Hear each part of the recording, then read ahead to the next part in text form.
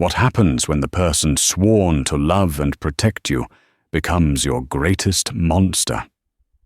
For Kate Thorne, 7 months pregnant and disabled from an accident her husband survived without a scratch, a romantic trip into the mountains turned into a waking nightmare.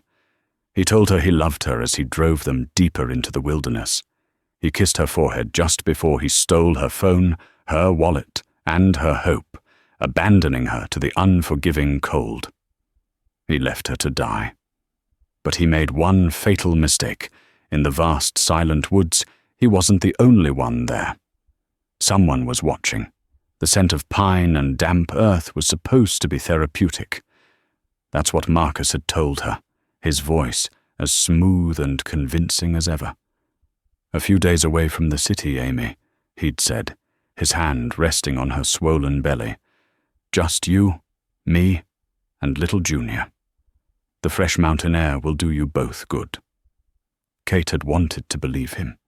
She clung to these moments, these flashes of the man she had married, the man who had held her hand through agonizing physical therapy sessions after the accident.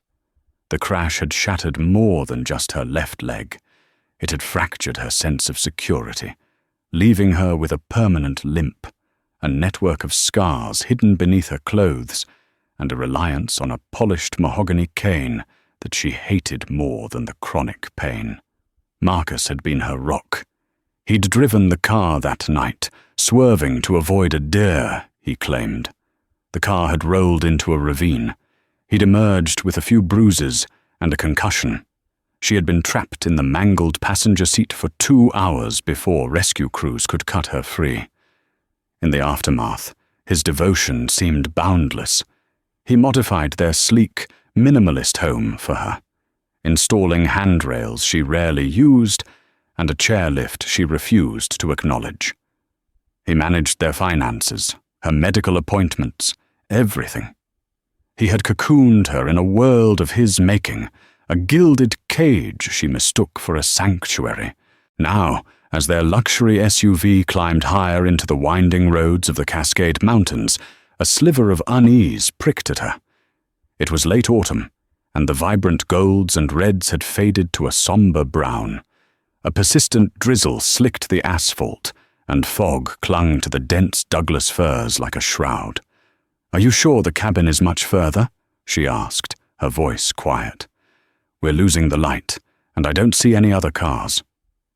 Marcus glanced at her, his smile not quite reaching his eyes. "Almost there, sweetheart. It's meant to be secluded. That's the whole point. No phones, no deadlines, just us." He reached over and squeezed her hand. His touch was cold. They had been married for 5 years, together for 8. Marcus Thorne was the charismatic founder of a successful tech startup, a man whose ambition was as sharp as his designer suits.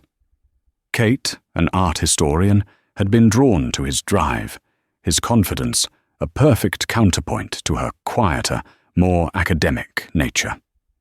Their life was a portrait of modern success, one they curated carefully on social media. But since the accident 2 years ago, the colors had muted.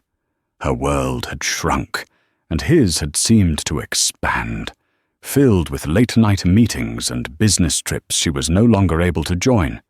The pregnancy was a surprise, a miracle the doctors had said might never happen.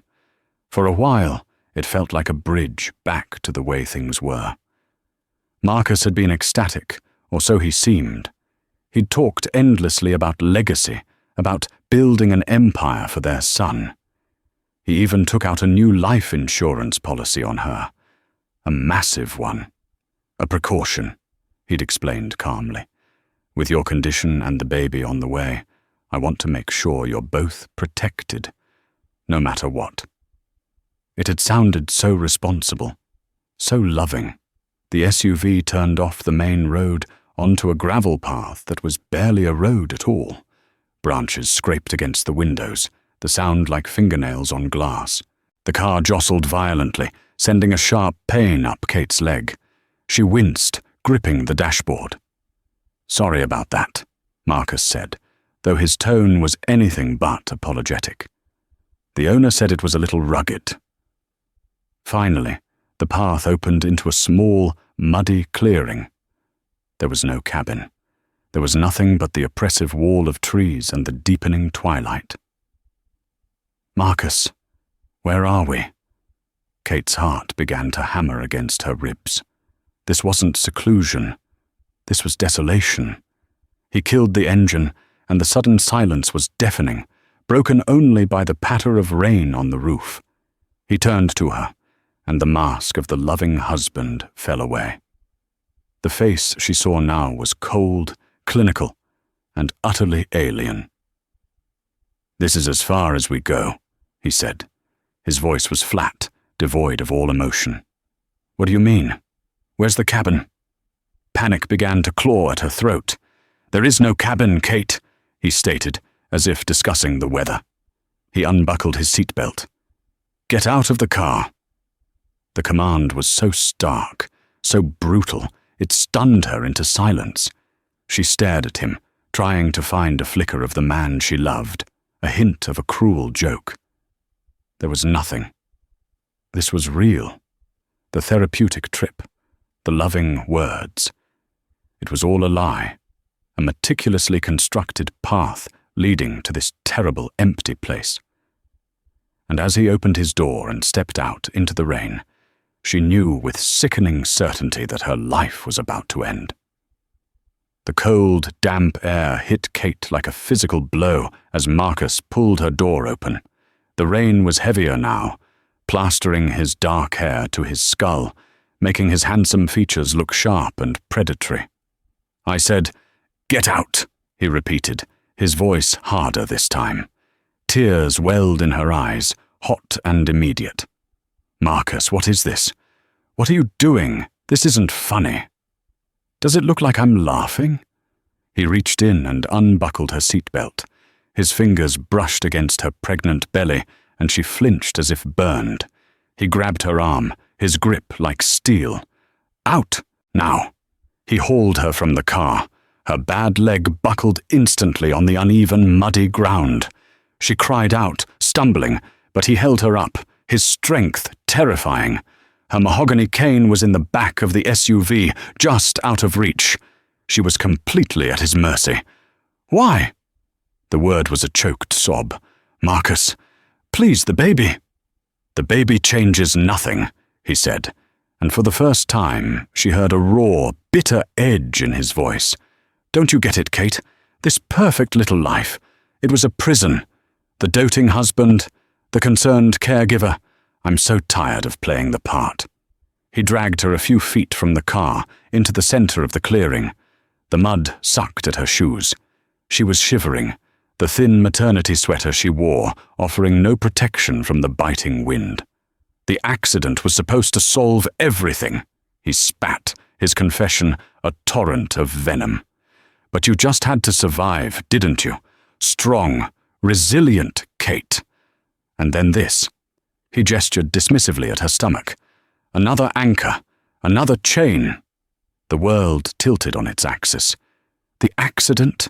she whispered, the horrifying implication dawning on her. "The deer, the swerve, was that a lie too?" He gave a short, mirthless laugh. "There was no deer, Amy. Just an opportunity. A miscalculation on my part, I'll admit. But this time I'm not leaving it to chance." He released her arm, and she crumpled to the ground, the impact jarring her to the bone. She looked up at him, this stranger who wore her husband's face, his silhouette dark against the failing light. "Isabella," she breathed, the name of his new executive assistant, suddenly tasting like poison. The late nights, the hushed phone calls, it all clicked into place with brutal clarity. Marcus's expression tightened. Isabella understands ambition. She understands that sometimes you have to cut away the dead weight to move forward. She's not afraid of the future. You are my past, a past that's costing me a fortune and chaining me to a life I never wanted. He walked back to the passenger side of the car, leaned in, and pulled out her purse, He opened it and tipped the contents onto the passenger seat. Her wallet, her keys, her phone. He pocketed her ID and credit cards, then tossed the empty purse into the mud beside her. He took her phone and crushed it under his heel, the crunch of glass and plastic echoing in the clearing. "The insurance policy," she said, her voice numb. "My protection." "Exactly," he confirmed, a flicker of pride in his eyes. $5 million. A tragic accident. A grieving widower. A pregnant wife lost to the wilderness during a romantic getaway. It's poetic, really. The police will find the car in a few days. They'll search, of course. But they won't find you. Not out here. He looked around at the menacing, endless forest. No one will. He turned and walked back to the driver's side, his movements calm and deliberate. He had planned every detail. "Marcus, please!" she screamed, desperation lending her voice a raw power. "Don't do this. I'm begging you. Think about your child." He paused with his hand on the door handle, turning to look at her one last time. His face was a mask of indifference. "It was never my child, Kate. It was just another complication." The cruelty of that final statement stole her breath. He got into the car, the engine roaring to life. The headlights sliced through the gloom, pinning her in their glare like a startled animal. For a moment, she thought he might run her over, a final, brutal act. But he simply reversed the car, turning it around in a spray of mud and gravel. He didn't look at her again. The red tail lights receded down the wretched path, growing smaller and smaller until they were swallowed by the trees and the fog. Then she was alone, utterly and completely alone. The roar of the engine faded, replaced by the relentless drumming of the rain and the pounding of her own terrified heart. Darkness was falling fast, and with it, a cold so deep it felt like it was seeping into her bones. She was disabled, 7 months pregnant, and abandoned in the heart of a wilderness she didn't know, with nothing but the clothes on her back. He had left her to die. Sobbing, she tried to push herself up, but her hand sank into the cold mud. Pain shot through her leg, sharp and unforgiving. A wave of dizziness washed over her. It was hopeless. He was right. No one would ever find her. As the last vestiges of light vanished from the sky, a new sound cut through the rain, a sharp crack of a twig breaking nearby. It wasn't an echo, it wasn't the wind, it was close, and it was moving. Her blood ran cold. She wasn't alone after all. Fear, stark and primal, eclipsed every other sensation. The sound came again, closer this time. A soft footfall, deliberate and unnervingly quiet. Kate froze, her breath catching in her throat. A bear? A wolf? Her mind, already reeling from Marcus's betrayal, flooded with images of predators drawn by her vulnerability. She tried to scramble backward, dragging her useless leg through the mire, her hands sinking into the cold, wet earth. A figure emerged from the dense tree line, stepping into the dim, murky light of the clearing. It was not an animal. It was a man, tall and broad-shouldered, his form made indistinct by the gloom and the falling rain. He was dressed in dark, functional clothing, worn cargo pants and a heavy hooded jacket that obscured his face. He moved with a silent, measured grace that was utterly at odds with the rugged terrain. Kate's heart seized. Was this an accomplice? Had Marcus paid someone to finish the job? She opened her mouth to scream, but only a hoarse, terrified whimper escaped. The man stopped at the edge of the clearing, about 20 feet away, making no move to approach. He stood perfectly still, watching her. The silence stretched, thick with tension. She could feel his eyes on her, a gaze that was intense and assessing. "He's gone," the man said. His voice was deep and raspy, like stones grinding together. It was not the voice of a man accustomed to frequent conversation. "He won't be back." The simple, factual statement, devoid of threat, was so unexpected it momentarily broke through her panic. He wasn't an accomplice. He had seen it. He had seen everything. Who are you?" she stammered, her teeth chattering from cold and fear. He didn't answer immediately.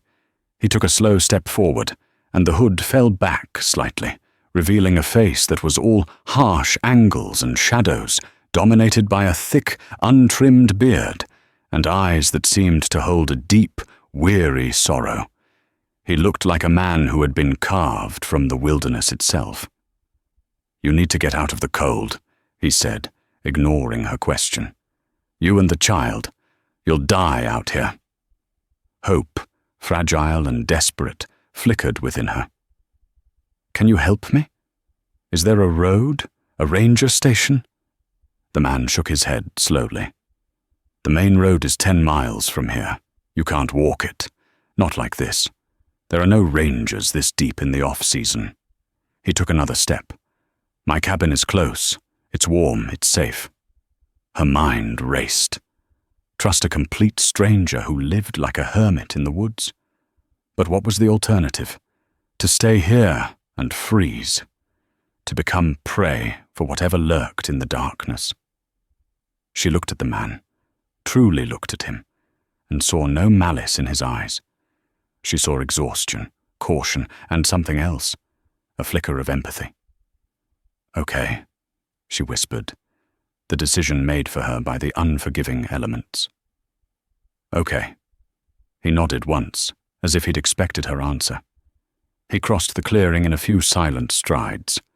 He knelt beside her, his movements economical and sure. He was careful not to touch her directly, as if he understood she was a terrified, wounded animal. "Can you stand?" he asked gently. She tried, pushing with her good leg, but a searing pain shot from her hip to her ankle, and she collapsed back with a cry. "I can't. My leg." Without another word, he moved. He was shockingly strong. He slid one arm behind her back and the other under her knees, lifting her from the mud as if she weighed nothing. He was careful of her pregnant belly, adjusting his hold to keep her secure and balanced. The sudden warmth of his body against hers was a shock, a stark contrast to the deathly cold that had enveloped her. He carried her out of the clearing and into the forest. He moved through the dense undergrowth with an unnerving familiarity, as if the trees parted for him. He was a ghost in his own woods. Kate, cradled against his chest, buried her face in the rough fabric of his jacket, overwhelmed by the dizzying shift in her reality. An hour ago, her husband had left her to die. Now, she was being carried to safety by a silent mountain man. The journey was short.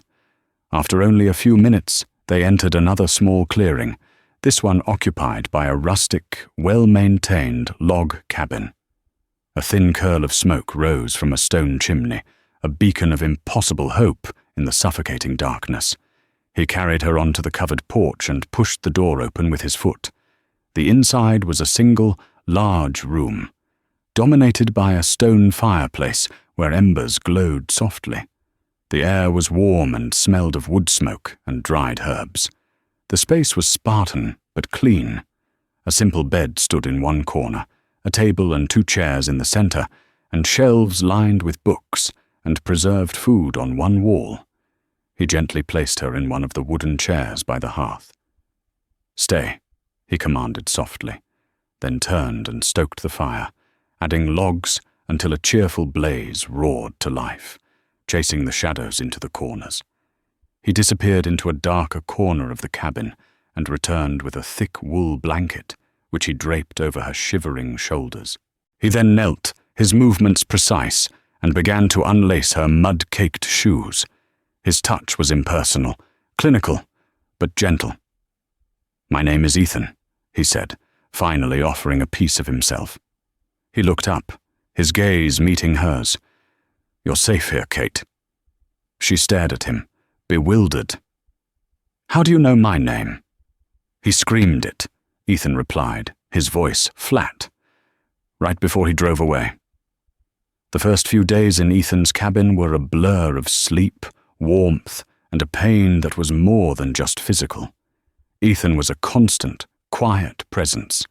He moved around the small space with an economy of motion, tending to the fire, preparing simple meals of stew or broth, and leaving them for her on the table without a word. He gave her his bed, sleeping on a roll of furs by the hearth, a silent guardian in the night. He had retrieved her cane from Marcus's SUV, which he said was still sitting in the clearing, a metallic ghost waiting to be found. He had also brought back the baby blanket she had been knitting, a small, half-finished square of soft yellow wool. Holding it, Kate felt the first wave of grief crash over her, so powerful it left her breathless. She wasn't just mourning the loss of her husband, she was mourning the entire life she had believed in, a life built on a foundation of monstrous lies. Ethan gave her space for her sorrow. He would disappear for hours at a time, returning with firewood or fresh game, his absence a gift of privacy. When she wept, he would quietly place a cup of herbal tea beside her and retreat to the far side of the room, to read by the firelight. On the 5th day, the storm of her grief began to subside, replaced by a cold, hard knot of anger in her chest. She watched Ethan as he expertly sharpened a hunting knife, his hand steady, his focus absolute. He was a survivor. He had built a life here, away from whatever world had hurt him. She too had to survive, not just for herself, but for the child kicking insistently beneath her heart. "What will you do?" she asked, her voice stronger than it had been in days. Ethan didn't look up from his task. "About what?" "When they find the car, they'll search. They might find this cabin. They'll ask questions. They won't find the car yet," he said calmly. "Your husband was clever. This access road isn't on any public map. He chose a place where it would take time, and when they do find it, they won't find me. This land is private. My land. I'm not on their maps either." A thought, cold and sharp, cut through her. He'll get the money. $5 million. He'll start his new life with Isabella while everyone thinks I'm dead. Ethan finally looked at her, his dark eyes seeming to see right through her. "Yes, he will." "I can't let that happen," she said, the words tasting like steel. "He can't win. He can't get away with this." The anger was a fire now, burning away the last vestiges of the timid, trusting woman she had been. In its place, something new and formidable was being forged, a mother's protective rage, a survivor's need for justice. "What do you propose to do?" Ethan asked, a hint of challenge in his tone. "You're 7 months pregnant, with a bad leg, in the middle of nowhere. He's out there, in the world, with money and power." "I don't know," she admitted, frustration welling up. "But I won't let him get away with murder. He tried to murder me and his own child." For the next few weeks, a routine settled in. Kate's body healed. The warmth and simple, nourishing food restored her physical strength. She started walking short distances around the cabin, pushing herself, testing the limits of her injured leg. The pain was a constant companion, but she learned to manage it, to push through it. She also started asking Ethan questions. Little by little, his story emerged in fragments. He was a former Army Ranger, discharged after a mission in Afghanistan went terribly wrong. The silence, the solitude of the woods. It was his way of healing from scars that were not visible. He understood trauma.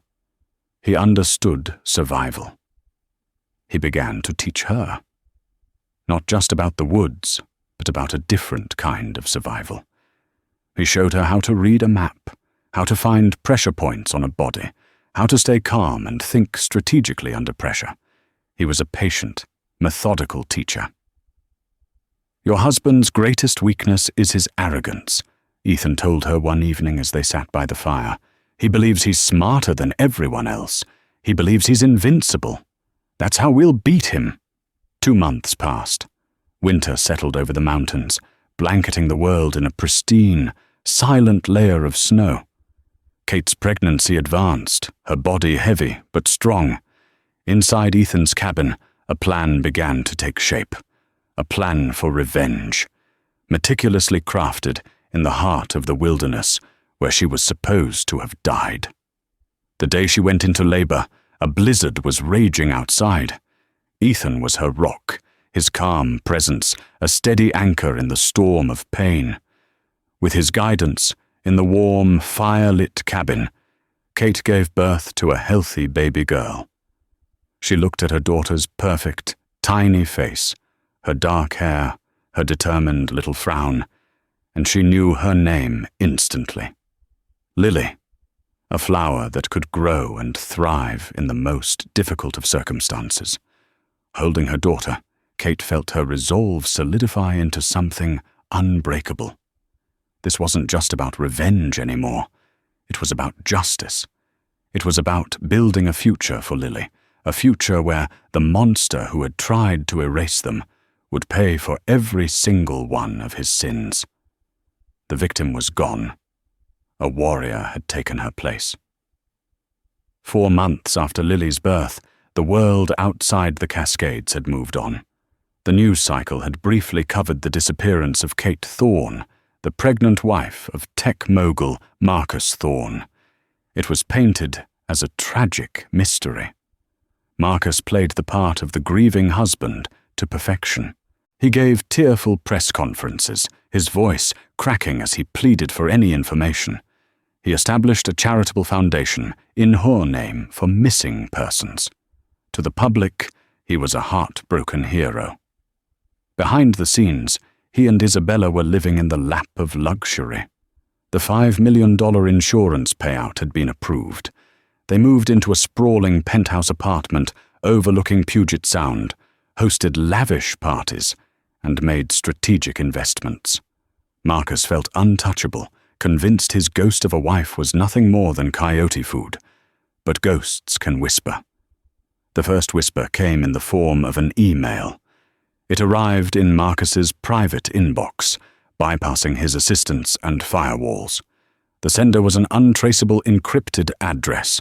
The subject line was a single word. "Remember?" The body of the email contained just one sentence. The air was so cold that night in the mountains. Marcus stared at the screen, his blood turning to ice. It had to be a prank, a sick, twisted joke. No one knew. No one could possibly know the specifics. He deleted the email, his hand trembling slightly. He told himself it was a coincidence, a lucky guess from some low-life trying to extort him. A week later, a small, unmarked package arrived at his office. Inside, nestled in tissue paper, was a single, tiny, hand-knitted baby bootie made of soft yellow wool. It was an exact match to the blanket Kate had been knitting. Panic, cold and sharp, began to pierce his armor of arrogance. He stormed through his office, demanding to know who had delivered the package. The security footage showed nothing. A momentary glitch in the cameras covering the mailroom at the exact time of delivery. He didn't tell Isabella. He couldn't. She had become increasingly demanding, her appetite for his wealth insatiable. Any sign of weakness, any hint of a complication, and she would turn on him. He was trapped in a new gilded cage, this one of his own making. Back in the mountains, Kate watched from Ethan's sophisticated satellite internet setup. Ethan, with his military intelligence background, was a ghost in the digital world. He could bypass security systems, manipulate data streams, and cover their tracks with terrifying efficiency. He had taught Kate how to use the technology, how to think like an operative. His paranoia is the weapon, Ethan explained, pointing to the screen where he was monitoring Marcus's online activity. We don't need to threaten him directly. We just need to make him believe Kate's ghost is haunting him. He'll start making mistakes. The next move was more personal. They found Isabella's favorite upscale restaurant, a place she and Marcus frequented. While they were dining, Ethan, cloaked in the anonymity of the city, placed a single, long-stemmed white rose on the windshield of Marcus's convertible. Tied to the stem with a black ribbon was a small, folded piece of paper. When Marcus and Isabella returned to the car, Isabella saw it first. "Oh, how sweet! An admirer," she cooed, reaching for it. Marcus's heart hammered in his chest. He snatched the rose from her, his movements jerky. He unfolded the paper. It contained 2 words, printed in elegant script. "For Lily." "What is it? Who's Lily?" Isabella demanded, her voice sharp. "It's nothing," Marcus snapped, crumpling the paper in his fist. "Just some marketing garbage." But the seed of suspicion was planted. Later that night, Isabella, fueled by champagne and a gnawing curiosity, ran a search on Kate Thorne. She found dozens of articles from the time of her disappearance, many of which mentioned Kate's excitement about her unborn child. They had planned to name a girl Lily. The whispers were working. Marcus became jumpy and irritable. He installed a new, state-of-the-art security system in their penthouse. He hired a private investigator to look into the anonymous emails, a search that yielded nothing. He started drinking more heavily. Isabella watched his unraveling with cold, calculating eyes, her affection directly proportional to his stability and wealth. The final touch for this phase of the plan was auditory. Ethan cloned Marcus's phone number. In the dead of night, as Marcus lay in his bed, sleepless and on edge, his phone on the nightstand rang. It was his own number calling him. He answered, his throat dry. There was no voice on the other end, just a faint, tinny sound. It was the lullaby Kate used to hum to her belly, a tune only the 2 of them knew. Marcus threw the phone across the room, where it shattered against the wall.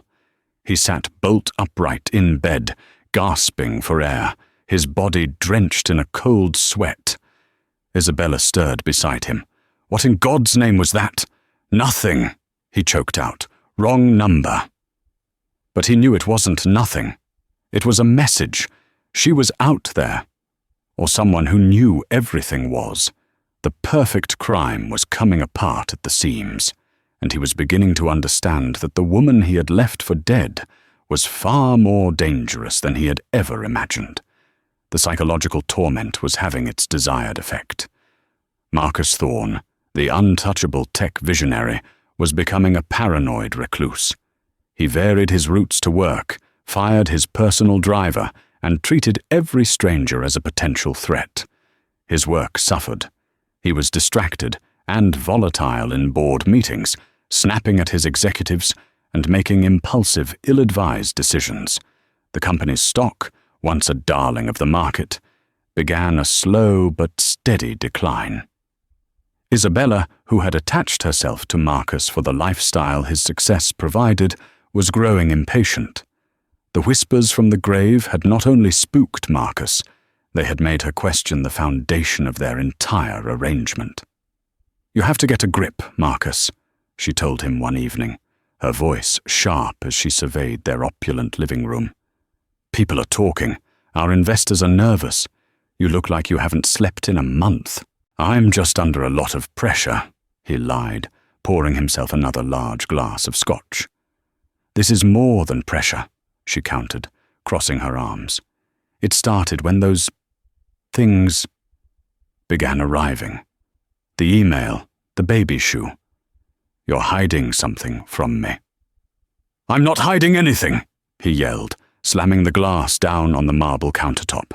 "I am being harassed, and I am dealing with it." His outburst only confirmed her suspicions. He was weak. He was losing control. And if his empire crumbled, she had no intention of going down with him.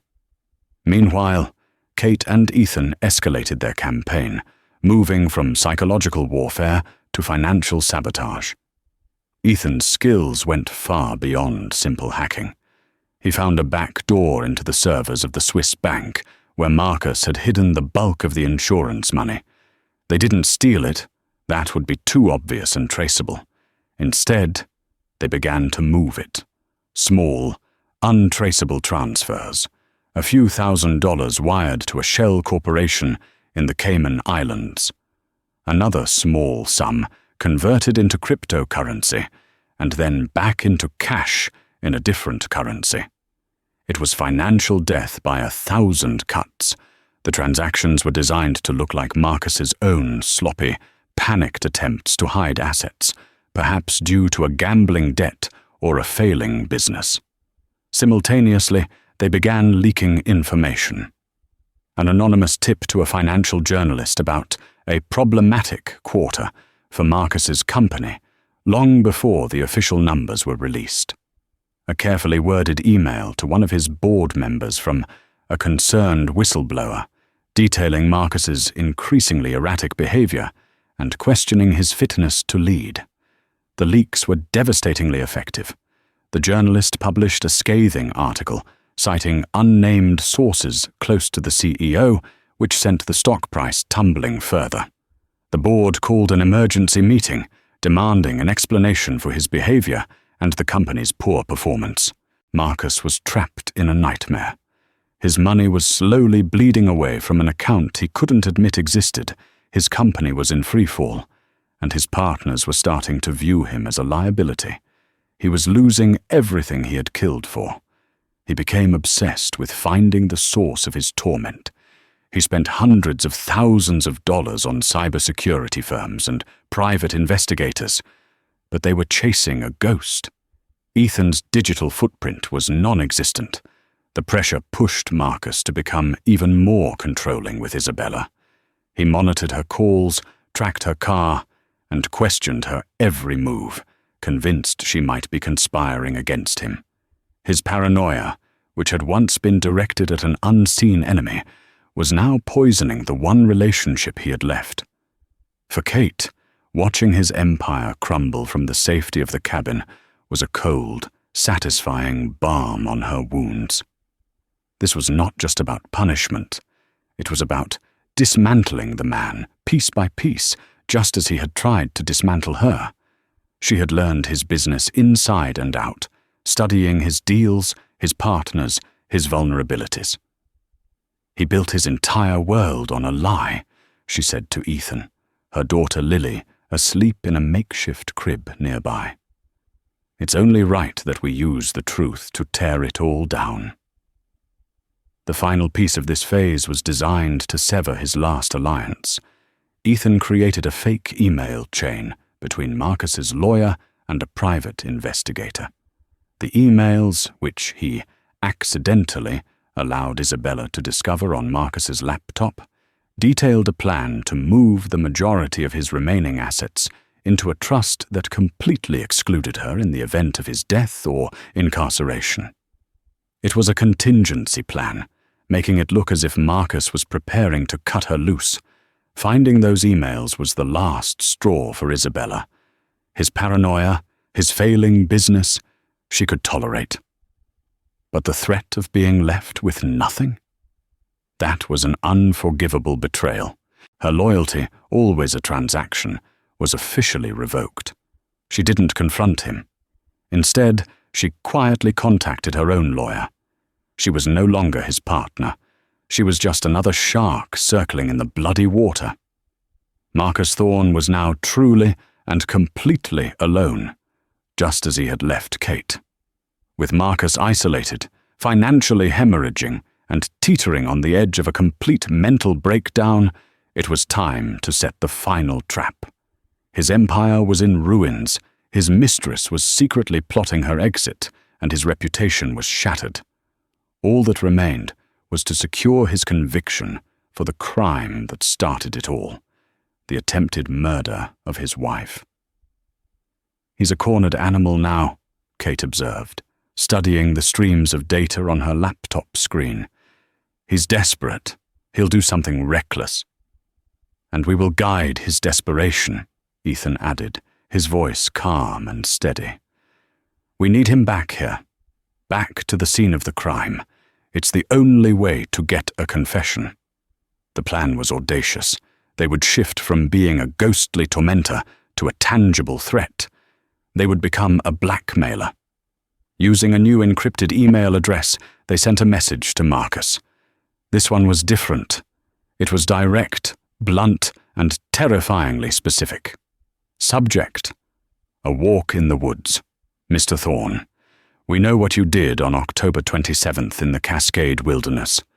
We know about the non-existent cabin. We know you left her there. We know about the $5 million policy. We have proof. GPS data from your car that you thought was deleted. A satellite photo of the clearing. Evidence that would not only convict you of attempted murder and insurance fraud, but would also expose you as a monster to the entire world.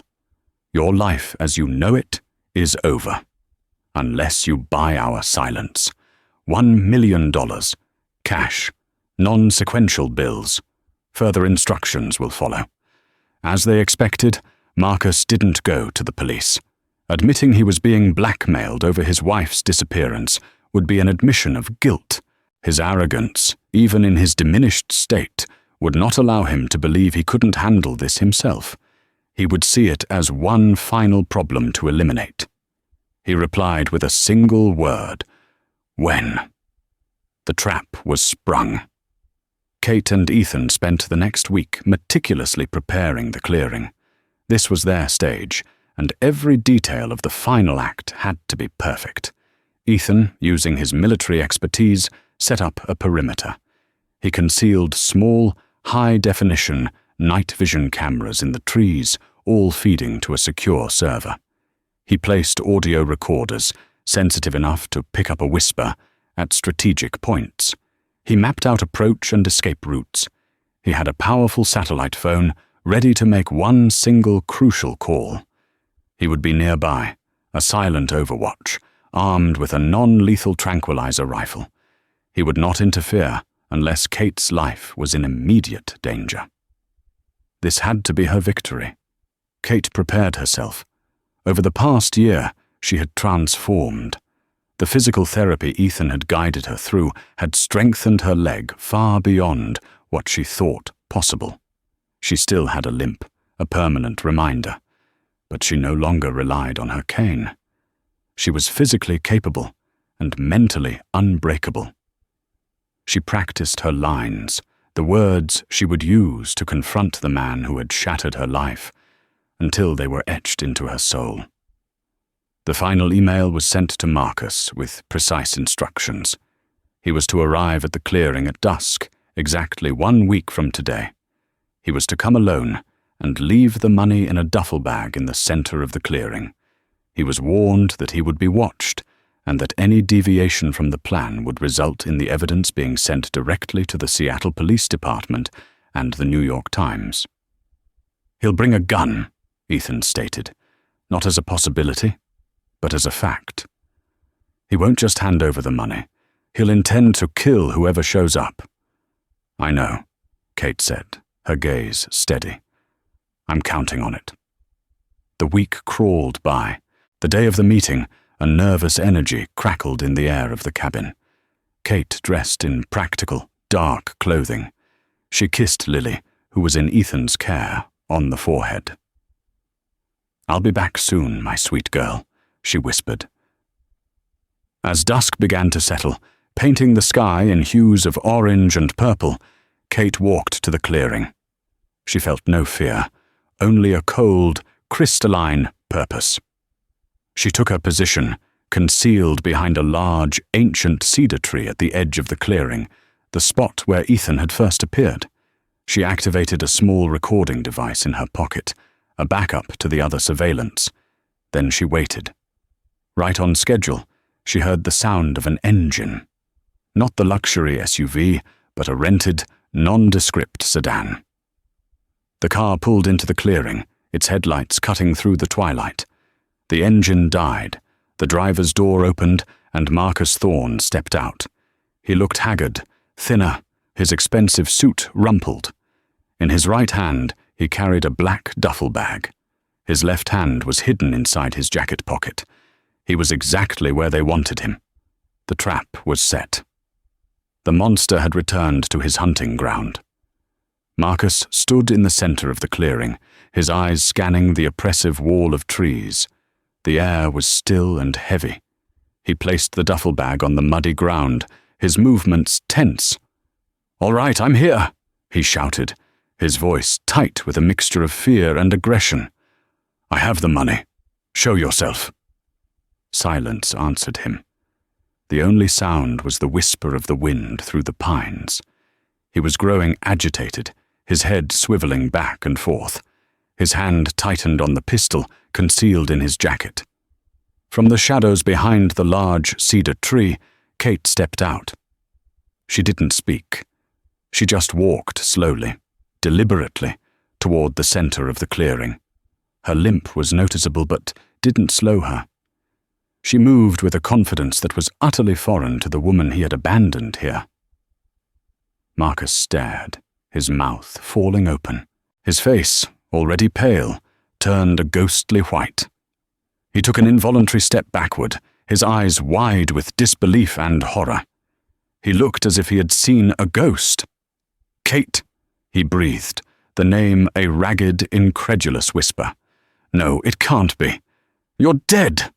"You were mistaken," Kate said, her voice clear and cold, carrying easily in the quiet air. It was a voice he had never heard before, stripped of all warmth, forged in ice and determination. She stopped about 15 feet from him.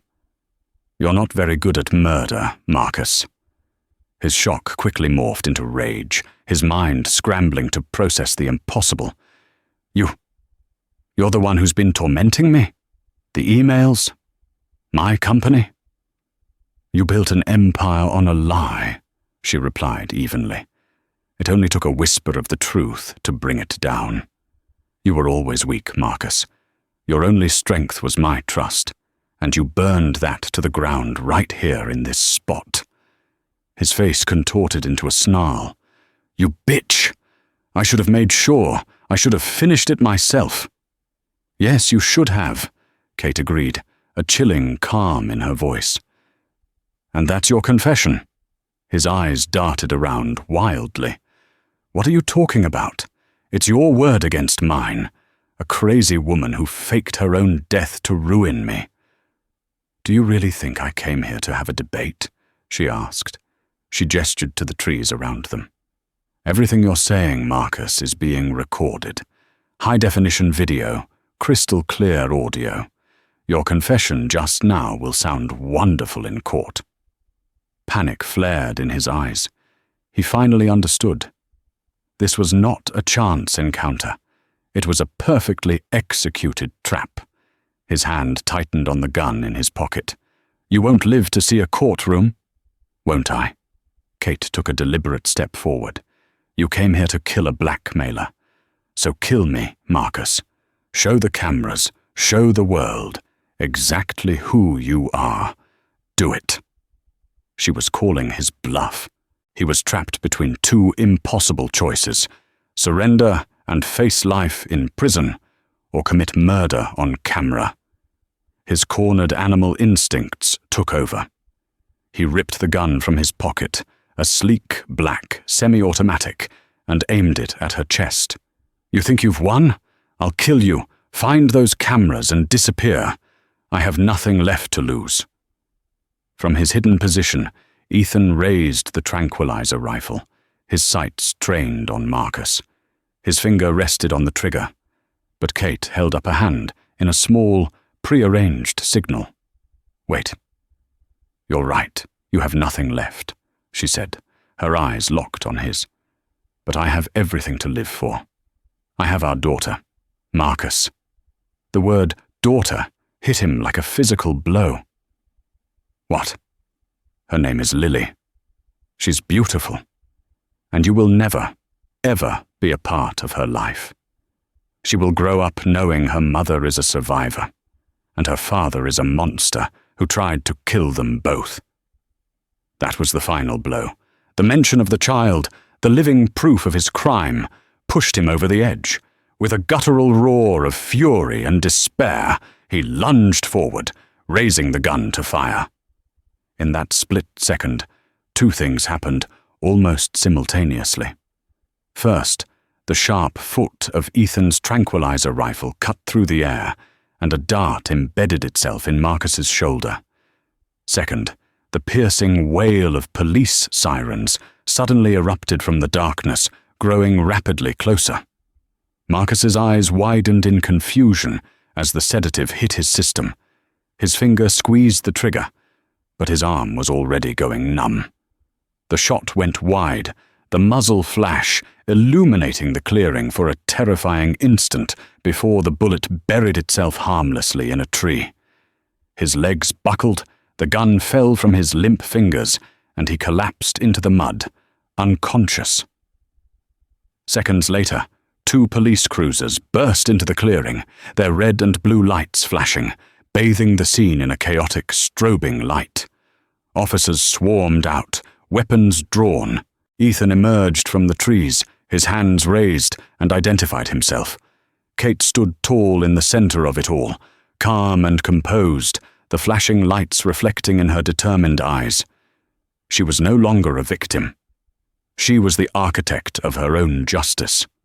The story of Marcus Thorne's spectacular downfall became a media sensation. The audio and video evidence Kate and Ethan had gathered was irrefutable. His on-camera confession, coupled with the attempted murder of a blackmailer who turned out to be his resurrected wife, sealed his fate. Isabella, in a desperate attempt to save herself, testified against him, but her complicity in the insurance fraud landed her a lengthy prison sentence of her own.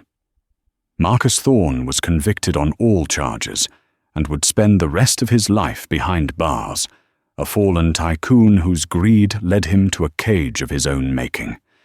Kate, with Lily by her side, emerged from the shadows not as a victim, but as a symbol of resilience. She used a portion of the reclaimed insurance money to create a new foundation, this one genuinely dedicated to helping victims of domestic abuse, providing them with the resources and protection they need to escape and rebuild. She became a powerful advocate, her story a testament to the strength of the human spirit. And Ethan? He found that in saving Kate, he had also saved himself. He had found a purpose beyond the solitude of his cabin, a family in the woman and child he had protected. He remained their guardian, their partner and their friend, the silent watcher from the woods who had found his peace, not in isolation, but in connection. Together, Kate, Ethan, and Lily built a new life, one founded not on lies, but on loyalty, courage, and the unbreakable bond they had forged in the face of true evil. If this story of survival and ultimate justice moved you, please take a moment to hit that like button and share it with someone who needs to hear a story of strength. Don't forget to subscribe and turn on notifications so you won't miss our next incredible real-life drama. What did you think of Kate's revenge? Let us know in the comments below. Thank you for watching.